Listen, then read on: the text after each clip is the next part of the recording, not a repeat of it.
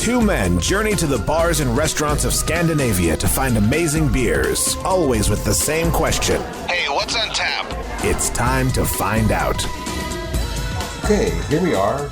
We are out and about, enjoying Lund, and we stopped by what used to be one of our favorite go-to beer spots in Lund, called Inferno. There used to always be weird new stuff in the fridges and on tap. Yes.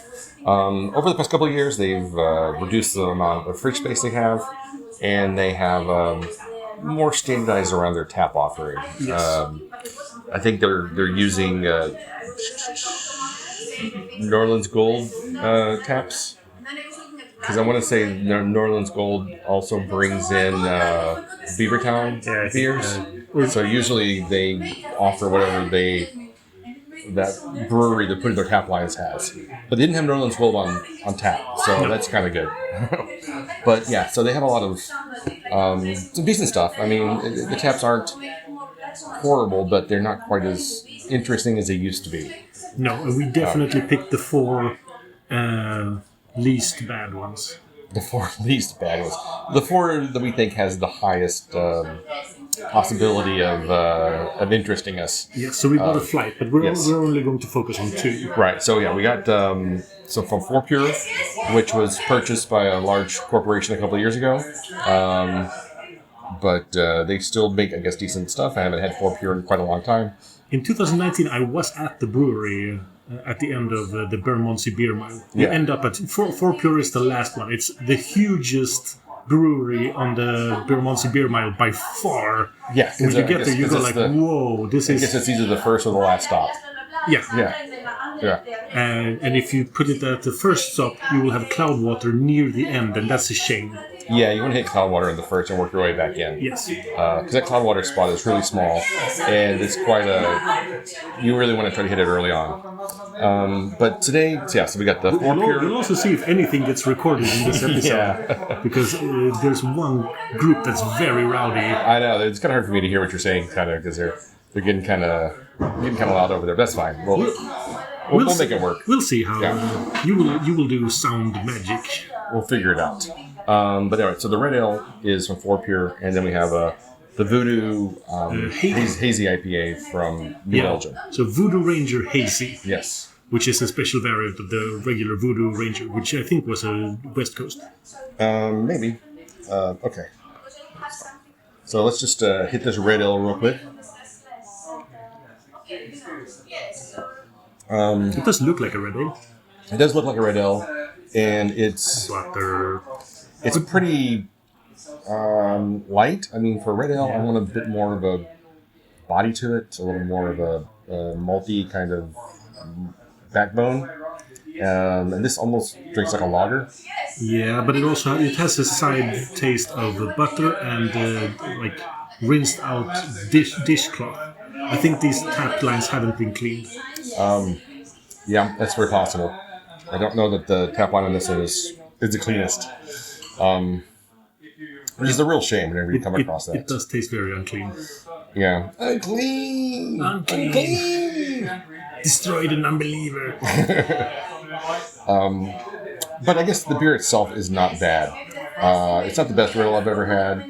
It's not the worst Red Ale I've ever had. It's pretty meh. It kind of falls right in that middle ground of it's a beer.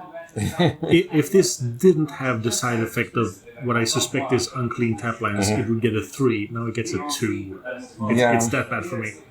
For me, as the beer sets, and I can get more of the roasted malt and a little bit of hoppiness from the beer, which is good. Those notes are coming out finally. But the initial taste was very one note, very sad.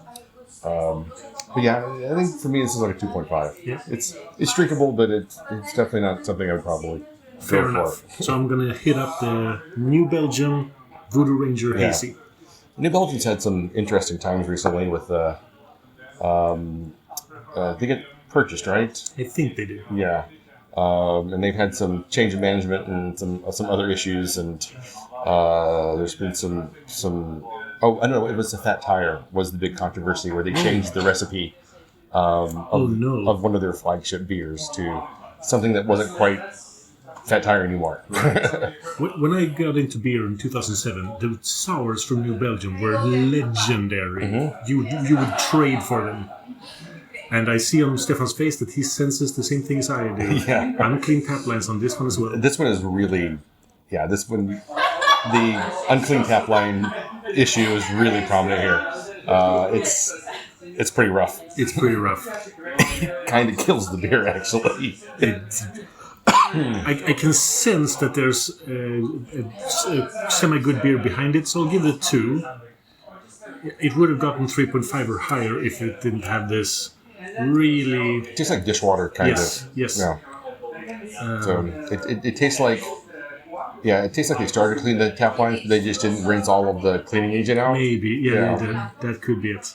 So you still taste like the sanitizing liquid. Yeah.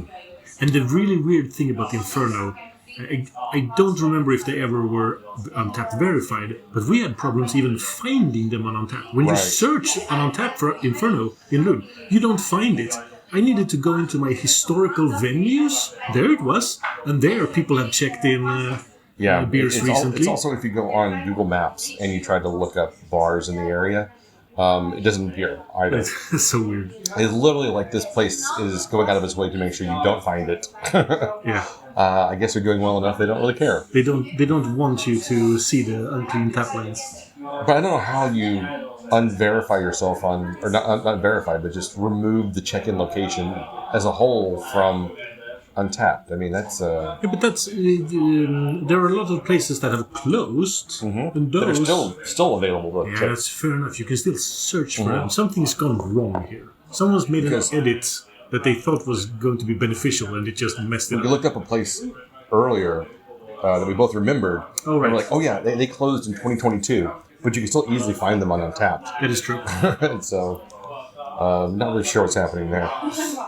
Yeah, I just tried the other beers we have, the Anarchist from a Belgian brewery. A Danish brewery I've not heard of before. Yeah, Theodore Schultz, I think. And the Subtropic also from Fourpure. And they all taste kind of the same. Yeah, they all have the same problematic side taste. The same weird flavor to them. So there's definitely something going on there. But so I would say if you're coming here, maybe stick to the refrigerator beers. Because they have a really good variety of refrigerator beers.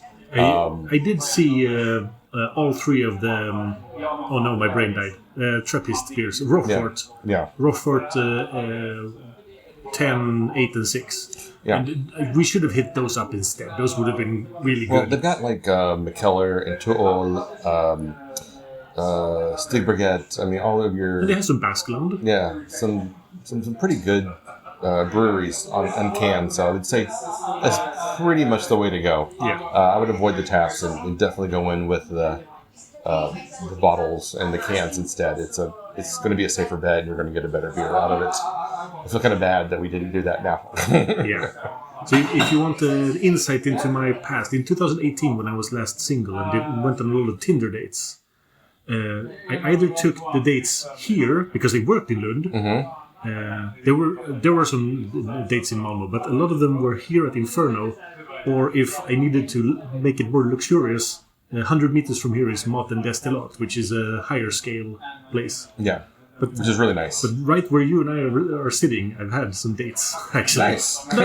And now I have a date with you. Oh, that's so sweet. This is much more productive. You play your cards right, you still might get lucky doing those. But this is really... It's a nice time with you here. It is. Even though all 4 of the beers are not good. Have been mistreated. Yeah, I feel bad because I know these are not bad beers, but the taps are really doing them a harsh disservice. I think so.